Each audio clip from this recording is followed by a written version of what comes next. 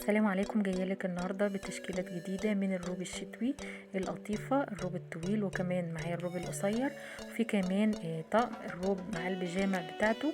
وموجود كمان في اخر الفيديو طقم 9 قطع، موديلات جميله وشيك جدا، والخامات تقيله قوي. موجود الوان ومقاسات من كل الموديلات اللي في الفيديو.